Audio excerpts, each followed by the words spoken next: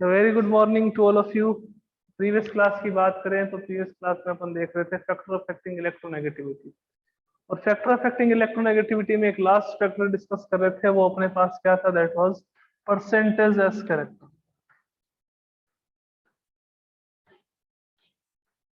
Percentage as character, sir what is the meaning of percentage as character? तो जब अपन chapter number 4 में hybridisation को discuss करेंगे, है ना।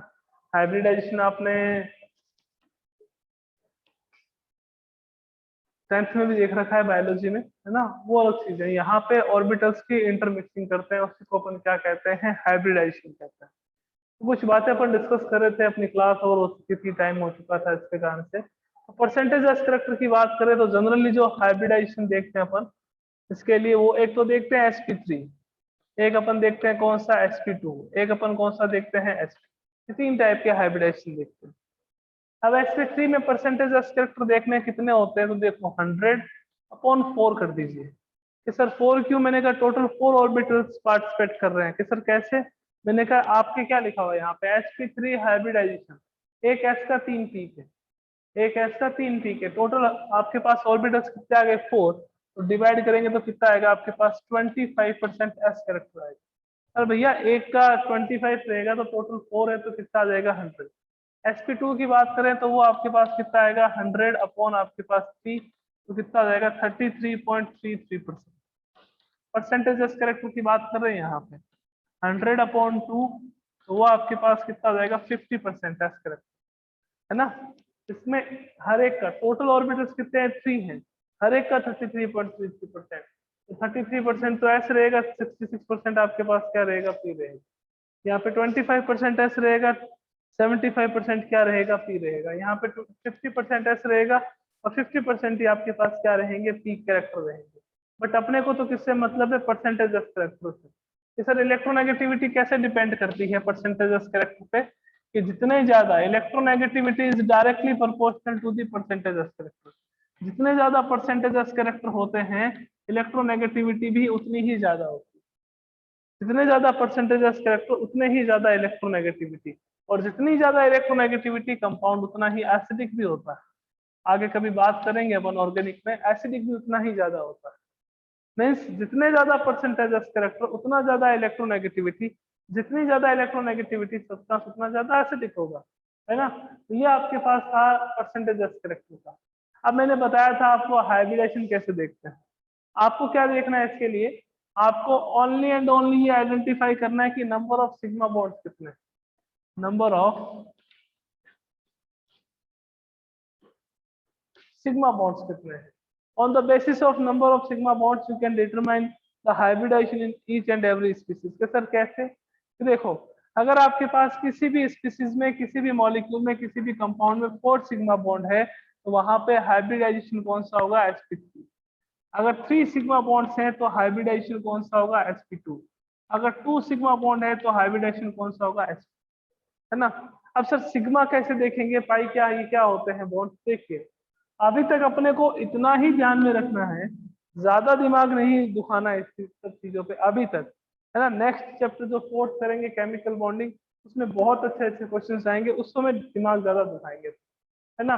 तो आपके पास क्या है कि कैसे अपने को पता चलेगा कि सिग्मा बॉन्ड कितने हैं? तो हमेशा ध्यान रखना कि अगर आपके पास एक सिंगल बॉन्ड आ गया, if one single bond is present, तो वन सिंगल बॉन्ड में आपके पास क्या होता है, वन सिग्मा। एक सिंगल में आपके पास एक सिग्मा होता है, इस चीज को ध्यान में रखना है। एक डबल बॉन्ड आ गया आपके पास, उसमें वन सिग्मा एंड क्या रहता है, one pi bond. Double bond में one sigma and one pi bond रहता है। और ट्रिपल बॉन्ड जो आ गया,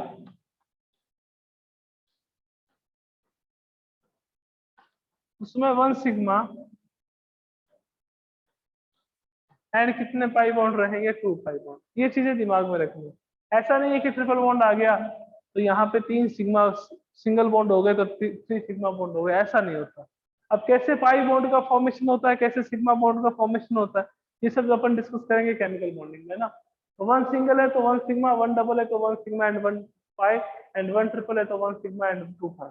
अभी जो मैं आपको एग्जाम्पल देने वाला हूँ ये नीट में पूछा हुआ है।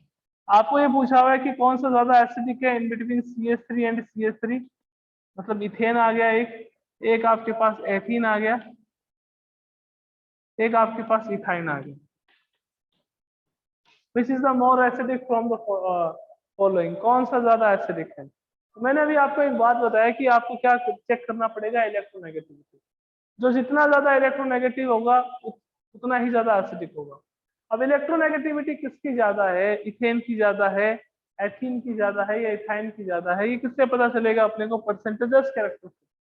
किससे पता चलेगा? परसेंटेज एज कैरेक्टर से पता चलेगा that which one is more acidic और which one is more electronegative. तो अगर अपन यहाँ बात करें एल्केन की, तो एल्केन की बात करते हैं। आपके पास CH3 CH3 है, तो देखो कार्बन, हाइड्रोजन, हाइड्रोजन, यहाँ पे भी हाइड्रोजन, यहाँ कार्बन, यहाँ हाइड्रोजन, यहाँ हाइड्रोजन और यहाँ हाइड्रोजन। अब आपको तो जो सिग्मा बॉन्ड काउंट करने हैं वो किसके करने हैं? वो कार्बन के करने हैं। कैसे सर? जैसे ये आपके पास कार्बन, ये एक सिंगल बॉन्ड का फॉर्मेशन कर रहा है, ये सेकंड सिंगल बॉन्ड का फॉर्मेशन कर रहा है, ये थर्ड सिंगल बॉन्ड का फॉर्मेशन कर रहा है, ये फोर्थ सिंगल बॉन्ड का फॉर्मेशन कर रहा है। तो total number of single bonds कितने हो गए? कि सर 4 हो गए। तो सिग्मा बॉन्ड भी कितने होंगे? 4, और 4 सिग्मा होगा तो हाइब्रिडाइजेशन कौन सा होगा इसमें? 4 सिग्मा होगा तो इसमें हाइब्रिडाइजेशन भी कौन सा रहेगा आपके पास? sp3 हाइब्रिडाइजेशन रहेगा।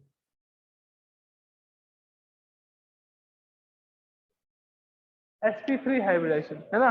इस कार्बन में भी देख लीजिए, ये कार्बन आ गया आपके पास, 1 single, second, third, fourth, total sigma bond कितने होंगे? 4 सिग्मा बॉन्ड, तो हाइब्रिडाइजेशन कौन सा होगा? sp3। ओके, अब इसकी बात करें, CH2 double bond CH2, C carbon और ये हाइड्रोजन के बीच में बॉन्ड का फॉर्मेशन, कार्बन और हाइड्रोजन के बीच में ये बॉन्ड का फॉर्मेशन।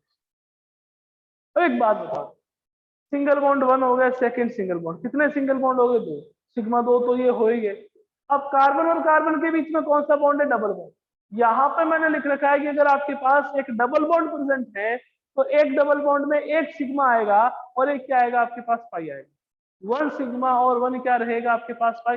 पाई बॉन्ड से अपने को कुछ नहीं करना, अपने को तो किससे मतलब है? सिग्मा बॉन्ड से। तो टोटल सिग्मा बॉन्ड कितने हो गए इस कार्बन के पास? कि सर एक तो ये हो गया, एक ये हो गया, कितने हो गए? 2। कि सर एक यहाँ होगा, बिकॉज यहाँ पे डबल बॉन्ड है, और जब डबल बॉन्ड हो तो 1 sigma and 1 pi bond present होता है। तो टोटल सिग्मा बॉन्ड कितने आ गए बच्चा? 3 सिग्मा बॉन्ड। तो हाइब्रिडाइजेशन कौन सा हो जाएगा यहाँ पे? sp2। ऊपर वाले में कौन सा था? sp3। एथिन में कौन सा हो गया आपके पास? sp2। लास्ट आता है कौन सा? लास्ट आता है अपने पास ethyne, CH triple bond CH। तो देखो hydrogen, carbon, triple bond carbon and hydrogen. अब इस कार्बन की बात करें, दोनों की बात कर लो, आपकी जिसकी इच्छा उसकी कर लो, है ना। इस कार्बन की बात करें, इस कार्बन के पास एक सिग्मा तो अपने को दिखाई दे रहा है। जहां पे सिंगल बॉन्ड आ जाए वो तो अपने को क्या हो गया? बोनस हो गया, अपने को दिखाई दे रहा है कि यहाँ पे कौन सा बॉन्ड है आपके पास? Sigma bond. अब ट्रिपल बॉन्ड आ गया, तो ट्रिपल बॉन्ड में ये एकदम याद रखनी कि ट्रिपल बॉन्ड हो तो एक sigma, 1 sigma and 2 pi bonds are present. तो यहाँ पे देखो टोटल सिग्मा कितने हो गए? कि सर टोटल सिग्मा तो 2 हो गए। टोटल सिग्मा 2 है तो हाइब्रिडाइजेशन कौन सा हो गया आपके पास? तो अगर अपन इथाइन की बात करें तो इथाइन में कौन सा हाइब्रिडाइजेशन? sp। यहाँ कौन सा हाइब्रिडाइजेशन आपके पास? sp2। यहाँ कौन सा हाइब्रिडाइजेशन आपके पास? sp3। अब एक बात बताओ, परसेंटेज कैरेक्टर किसके ज्यादा?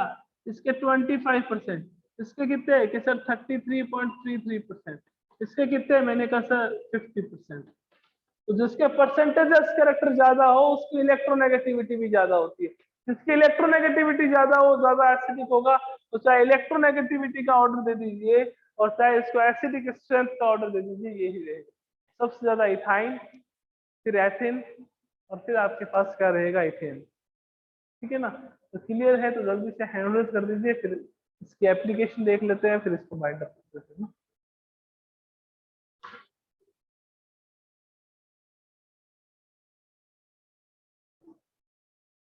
आइए एप्लीकेशन की बात करते हैं इसमें ना, और जल्दी से इसको कंप्लीट करते हैं।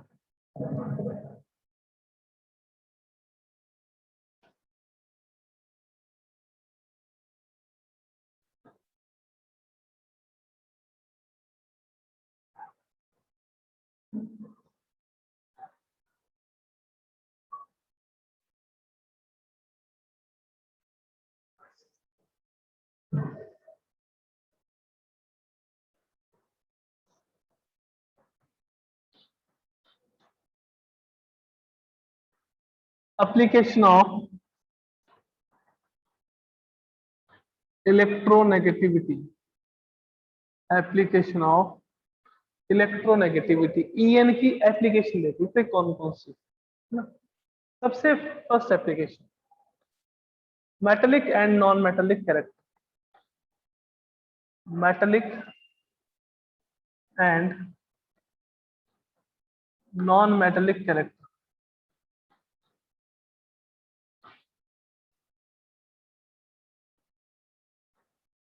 और इस एप्लीकेशन में मेरे हिसाब से किसी को कोई प्रॉब्लम नहीं होगी। अपने को पता है दैट मेटल्स क्या होती है, that elements which can lose their electrons known as metals and that elements which can gain their electrons known as non sorry gain the electrons are known as non metals. जो electron को gain करेंगे वो non metal, जो electron को lose करेगी वो metal. तो एक बात बताओ, मेटल का साइज बड़ा होता है या नॉन मेटल का? कि सर मेटल्स जो है उसका साइज जो है वो नॉन मेटल से ज्यादा होता है। साइज ज्यादा होता है तो इसकी जो ईएन है यानी कि इलेक्ट्रोनेगेटिविटी है वो क्या रहेगी कम, है ना। तो अपन यूं कह सकते हैं कि दैट मेटेलिक कैरेक्टर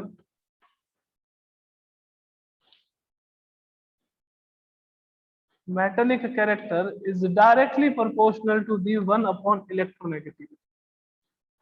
जितनी ज्यादा इलेक्ट्रोनेगेटिविटी होगी मेटेलिक कैरेक्टर उतने ही कम होंगे। Like fluorine, fluorine is the highest electronegative element. सबसे ज्यादा पूरी पीरियोडिक टेबल में जिसकी इलेक्ट्रोनेगेटिविटी है वो अपने पास क्या है, फ्लोरीन। तो फ्लोरीन क्या है, मेटल है कि नॉन मेटल? कि सर नॉन मेटल है। नॉन मेटल है ना, मेटल तो नहीं है। मतलब नॉन मेटल जो है उसकी ईएन हमेशा क्या रहती है, ज्यादा। मेटल की जो ईएन है वो हमेशा क्या रहती है, कम। तो अपन यूं भी कह सकते हैं कि that non metallic character, non metallic character is directly proportional to the EN. जितनी ज्यादा ईएन होगी नॉन मेटेलिक कैरेक्टर हमेशा उतने ही ज्यादा होंगे। जितनी ज्यादा ईएन होगी मेटेलिक कैरेक्टर हमेशा उतने ही कम होंगे। बिकॉज मेटल की टेंडेंसी होती है इलेक्ट्रॉन लूज करना। And what is the electronegativity? Electronegativity is the tendency to gain the electron.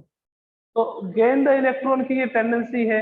Metals electron क्या कर रही है, लूज कर रही है। तो जैसे जैसे इलेक्ट्रोनेगेटिविटी इंक्रीज करते हैं वैसे वैसे मेटेलिक कैरेक्टर तो डिक्रीज हो जाते हैं, बट नॉन मेटेलिक कैरेक्टर आपके पास क्या रहते हैं, इंक्रीज। ओके, चलिए सेकंड देखते हैं। ये बड़ा इंपॉर्टेंट एप्लीकेशन है इसका। सेकंड जो है क्या है सर, आइए देखते हैं।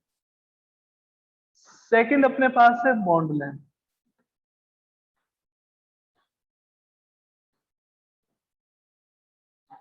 Sir what is the meaning of bond length?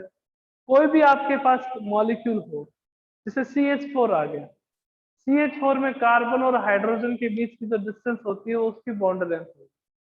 CCl4 आ गया, कार्बन और क्लोरीन के बीच में जो डिस्टेंस होगी वो उसकी क्या रहेगी, बॉन्ड लेंथ होगी। HF आ गया, हाइड्रोजन और क्लोरीन के बीच में जो बॉन्ड की डिस्टेंस होगी उसको अपन बॉन्ड लेंथ कहेंगे। H2 आ गया, NH3 आ गया। तो distance between the distance of bonds, दो एलिमेंट के बीच में जो बॉन्ड का फॉर्मेशन हो रहा है उसकी जो डिस्टेंस है उसको अपन क्या कहते हैं, बॉन्ड लेंथ। अब बॉन्ड लेंथ और ईएन का क्या रिलेशन है?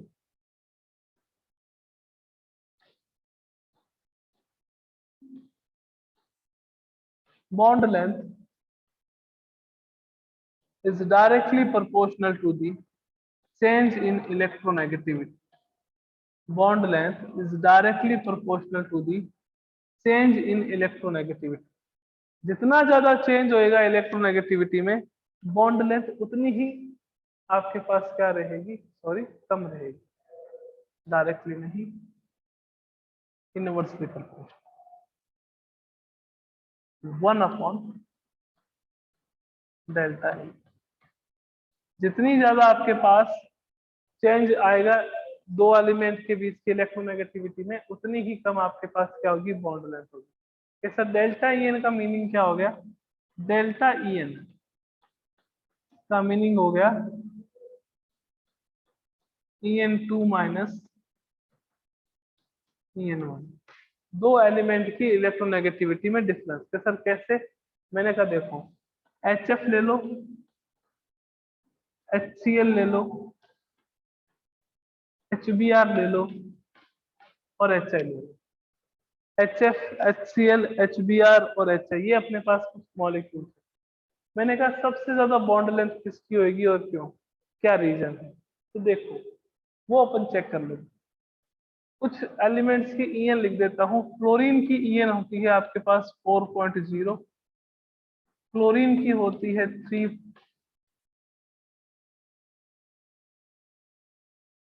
ब्रोमीन की होती है 2.8, आयोडीन की करीबन 2.7 या 2.5, और हाइड्रोजन की ईएन होती है 2.1। हाइड्रोजन की कितनी होती है 2.1। तो HF में बात करें तो ज्यादा इलेक्ट्रोनेगेटिविटी किसकी है, फ्लोरीन की, 2.1 करा। तो डेल्टा ईएन की जो वैल्यू है वो अपने पास कितनी आई, 1.9। यहाँ पे 3 माइनस 2.1 करा तो डेल्टा ईएन की जो वैल्यू है वो कितनी आई आपके पास, 0.9। यहाँ पे आपने करा 2.8 माइनस 2.1, तो जो डेल्टा ईएन की वैल्यू है वो आपके पास आई 0.7। यहाँ पे करा 2.7 माइनस 2.1, तो डेल्टा ईएन की जो वैल्यू है वो कितनी आई, 0.6। अब एक बात बताओ, जैसे जैसे आप टॉप टू बॉटम आ रहे हो, मतलब HF से HI की तरफ आ रहे हो, तो HF से HI की तरफ जब अपन आते हैं तो उस कंडीशन में क्या होता है, डेल्टा ईएन जो है वो डिक्रीज होती है। पहले डेल्टा ईएन कितनी थी, 1.9, फिर कितनी 0.9, फिर कितनी 0.7, फिर कितनी आपके पास 0.6। तो डेल्टा ईएन की वैल्यू डिक्रीज हो रही है, मींस कि जो बॉन्ड लेंथ है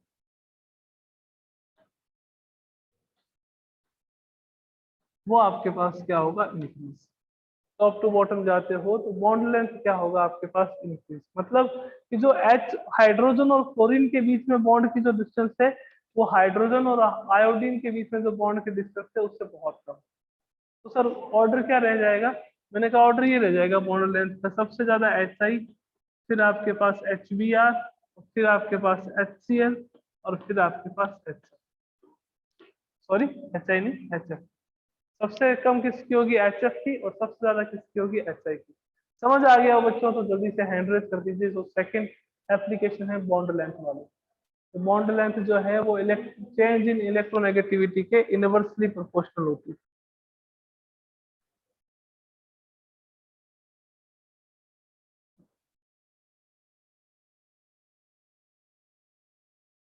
जल्दी से हैंड रेज करो बच्चों, फिर चलते हैं आगे थर्ड एप्लीकेशन। सर इसका रीजन क्या है सर? इसका मतलब ईएन बढ़ने में वो क्यों कम हो रहे हैं, मतलब बॉन्ड लेंथ? ईएन बढ़ने पे बॉन्ड लेंथ कम क्यों हो रही है, उसका रीजन है बच्चा कि जो फ्लोरीन का जो एटम है उसका साइज छोटा है ना, तो इसमें आपके पास ये हाइड्रोजन के इलेक्ट्रॉन को जो है वो ज्यादा अट्रैक्ट करता है, फ्लोरीन का जो न्यूक्लियस है वो, तो अट्रैक्ट ज्यादा करेगा तो दोनों के बीच की डिस्टेंस क्या हो जाएगी आपके पास, कम हो जाएगी। आयोडीन का साइज क्या है, बड़ा, तो ये इसका जो आयोडीन का जो न्यूक्लियस रहेगा वो हाइड्रोजन के इलेक्ट्रॉन को उतना इजीली, उतना अट्रैक्शन फोर्स नहीं लगा पाएगा जितना फ्लोरीन का न्यूक्लियस लगाता है। तो उसके कारण से उनकी बॉन्ड लेंथ क्या हो जाती है, कम हो जाती है, और HI की बॉन्ड लेंथ क्या हो जाती है, ज्यादा हो जाती है। ठीक है ना। और भी चीजें बता सकता हूँ मैं आपको यहाँ पे कि आप जब टॉप टू बॉटम आते हो तो बॉन्ड लेंथ डिक्रीज होती है। HI जो है उसकी बॉन्ड लेंथ सबसे ज्यादा है, तो एसिडिक भी सबसे ज्यादा HI होगा। कि सर कैसे, मैंने कहा एसिड की डेफिनेशन क्या देते हो, that substance which can donate their H+ ion in their aqueous solution. तो HI में आपके पास क्या होगा, H+ आपको इजीली मिलेगा, बिकॉज क्या है यहाँ पे कि यहाँ पे आपके पास हाइड्रोजन के इलेक्ट्रॉन और आयोडीन के न्यूक्लियस के बीच की डिस्टेंस मैक्सिमम है। जितनी ज्यादा डिस्टेंस होगी अट्रैक्शन फोर्स उतना कम होगा, जितना कम अट्रैक्शन फोर्स होगा तो इजीली क्या हो जाएगा, बॉन्ड डिसोशिएट हो जाएगा। तो नेक्स्ट जो अपनी एप्लीकेशन आ रही है वो अपने पास क्या है, बॉन्ड एनर्जी। नेक्स्ट जो एप्लीकेशन है वो आपके पास क्या है, बॉन्ड एनर्जी। अब what is the bond energy, bond energy का मीनिंग क्या है, bond energy means the amount of energy which is required for the dissociation of bond और the formation of a bond, है ना। किसी दो एलिमेंट के बीच में बॉन्ड को डिसोशिएट करने के लिए जिस अमाउंट ऑफ एनर्जी की रिक्वायरमेंट होती है, that amount of energy will be known as bond energy. अब बॉन्ड एनर्जी में और बॉन्ड लेंथ में क्या रिलेशन, बॉन्ड एनर्जी और बॉन्ड लेंथ, तो देखो बॉन्ड एनर्जी जो है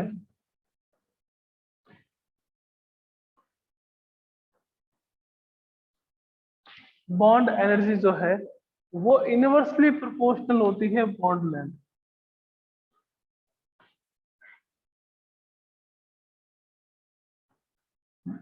और डायरेक्टली प्रोपोर्शनल होती है डेल्टा ई।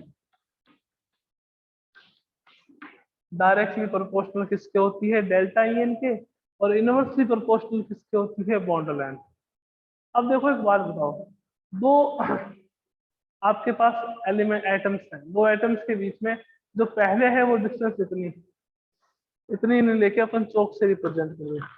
तो पहले जो है वो डिस्टेंस इतनी है, यहाँ एक एलिमेंट यहाँ पे, एक एलिमेंट यहाँ पे, इतनी डिस्टेंस। ओके, अब ये डिस्टेंस इंक्रीज होकर अगर आप इतनी कर देते हो, एक एलिमेंट यहाँ पे, एक एलिमेंट यहाँ पे, ये बीच की आपके पास डिस्टेंस होगी।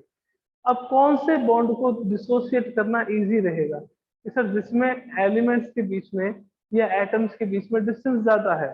डिस्टेंस ज्यादा होता है तो क्या होता है कि जो एक एलिमेंट का न्यूक्लियस है वो दूसरे एलिमेंट के इलेक्ट्रॉन पे उतना ज्यादा अट्रैक्शन फोर्स लगा नहीं पाता। तो डिस्टेंस ज्यादा है तो आपको स्मॉल अमाउंट ऑफ एनर्जी जैसे ही प्रोवाइड कराओगे वैसे ही बॉन्ड का क्या हो जाएगा? डिसोसिएशन हो जाएगा। तो कहने का मतलब है कि जो HF है उसकी बॉन्ड एनर्जी सबसे ज्यादा, फिर किसकी होगी? HCl की, फिर किसकी होगी आपके पास? HBr की, और फिर किसकी होगी आपके पास? HL। HF का बॉन्ड इजीली डिसोशिएट नहीं होता बिकॉज फ्लोरीन का जो न्यूक्लियस है वो हाइड्रोजन के इलेक्ट्रॉन को स्ट्रांगली अट्रैक्ट करता है, उसके कारण से बॉन्ड का डिसोसिएशन होगा नहीं। हाँ, बहुत ज्यादा हाई अमाउंट ऑफ अगर एनर्जी दे दें तो फिर डिसोशिएट हो सकता है।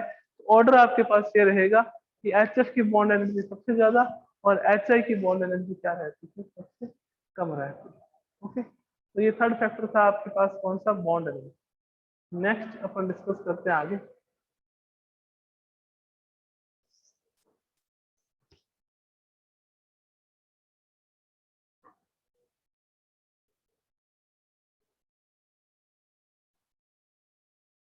बॉन्ड लेंथ हो गया, बॉन्ड एनर्जी हो गया, है ना?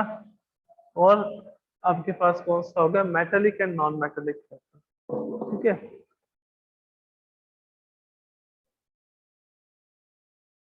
नेक्स्ट आपके पास एप्लीकेशन आती है third, sorry fourth, nature of bond. Nature of bond. Nature of bond का मीनिंग क्या है कि आप ये डिसाइड करो कि जो बॉन्ड है वो आयोनिक बॉन्ड है या कोवेलेंट बॉन्ड। ये कैसे पता चलेगा कि that is a particular bond is a type of covalent bond और आयोनिक बॉन्ड? तो वो कैसे पता चलेगा? तो देखो, तो परसेंटेज आयोनिक कैरेक्टर किसी भी कंपाउंड में निकालने के एक फॉर्मूला, परसेंटेज आयनिक कैरेक्टर, कि किसी भी कंपाउंड में कितने परसेंट आयनिक कैरेक्टर है।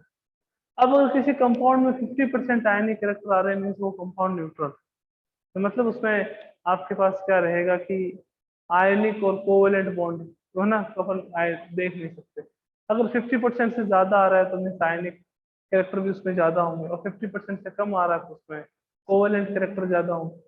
तो नेचर ऑफ बॉन्ड में आता है आपके पास कि परसेंटेज आयोनिक कैरेक्टर कैसे फाइंड आउट करते हैं किसी भी मॉलिक्यूल में। कोई भी मॉलिक्यूल है उसमें देखना हो कि इसमें कितने परसेंट आयोनिक कैरेक्टर है, तो उसके लिए एक फॉर्मूला आता है, क्या है? 16 XA माइनस XB 3.5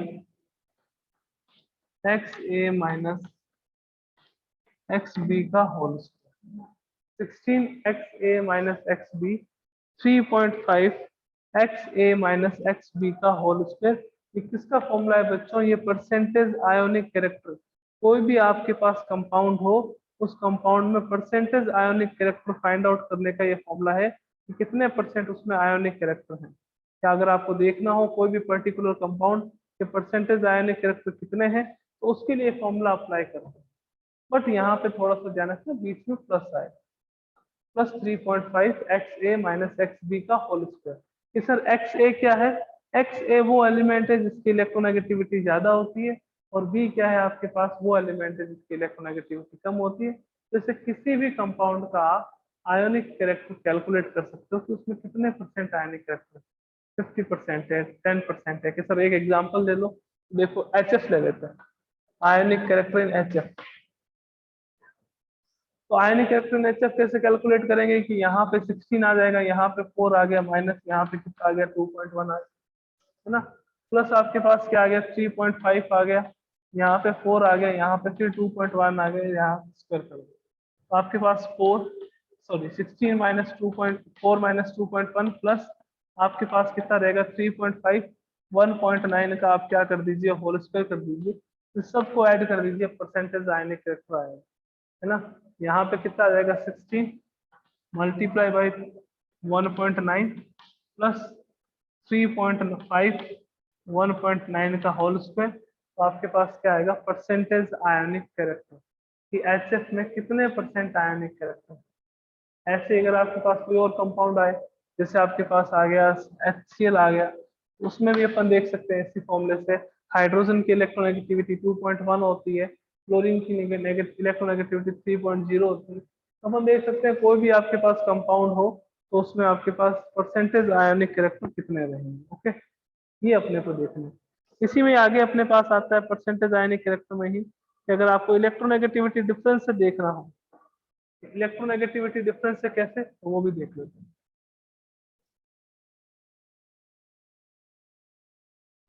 कि अगर दो एलिमेंट के बीच की इलेक्ट्रोनेगेटिविटी का डिफरेंस XA माइनस XB, ये आपके पास अगर 1.7 हो, दो एलिमेंट के बीच की इलेक्ट्रोनेगेटिविटी का डिफरेंस अगर 1.7 हो, तो वो कंपाउंड में 50% आयोनिक कैरेक्टर होता है, 50%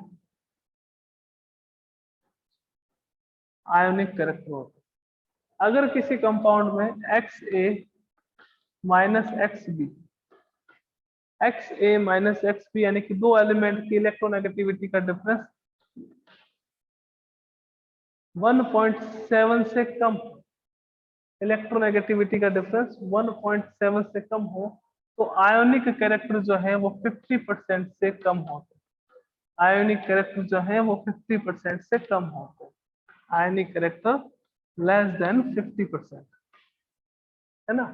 और अगर आपके पास XA माइनस XB, इसका जो डिफरेंस है वो ग्रेटर देन 1.7, यानी कि दो एलिमेंट के बीच में इलेक्ट्रोनेगेटिविटी का डिफरेंस 1.7 से ज्यादा हो, तो आयोनिक कैरेक्टर भी आपके पास क्या होंगे 50% से ज्यादा होंगे।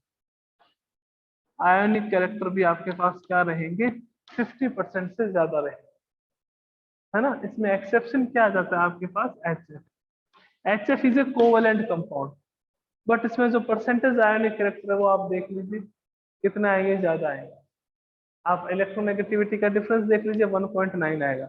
HCl देख लीजिए, हाइड्रोजन एंड क्लोरीन, इलेक्ट्रोनेगेटिविटी का डिफरेंस इसकी कितनी होती है 3.0, इसकी कितनी होती है 2.1, तो डेल्टा EN कितना आ रहा है इसमें बच्चों, डेल्टा EN आ रहा है 0.9। 0.9 इज लेस देन 1.7, 0.9 है वो 1.7 से कम है, तो आयोनिक कैरेक्टर भी क्या रहेंगे 50%। तो कोई भी दो एलिमेंट के बीच में, कोई भी आपके पास कंपाउंड है उसके दो एलिमेंट के बीच में इलेक्ट्रोनेगेटिविटी का डिफरेंस अगर 1.7 हो, तो आप परसेंटेज आयनिक कैरेक्टर कितने रहेंगे 50%। 1.7 से कम हो तो परसेंटेज आयनिक कैरेक्टर क्या रहेंगे 50% से कम रहेंगे। 1.7 से ज्यादा हो तो परसेंटेज आयनिक कैरेक्टर क्या रहेंगे 50% से ज्यादा रहेंगे। ये अपने को ध्यान में रखना। ओके, एक और एप्लीकेशन देख लेते हैं इसकी जल्दी से अपन।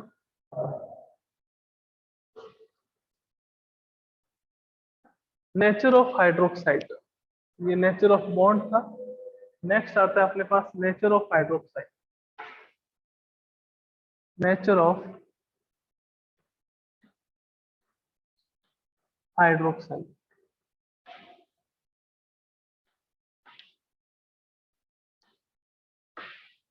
नेचर ऑफ हाइड्रोक्साइड जैसे NaOH है, जैसे LiOH है, जैसे ClOH है, तो इनकी नेचर क्या रहेगी, एसिडिक होगा या बेसिक होगा, वो देखने के लिए अपन क्या कर रहे हैं, ये देखना नेचर ऑफ हाइड्रोक्साइड कि कैसे इलेक्ट्रोनेगेटिविटी डिफरेंस से अपने को पता चल जाता है कि कौन सा हाइड्रोक्साइड एसिडिक नेचर का है और कौन सा हाइड्रोक्साइड बेसिक नेचर का है।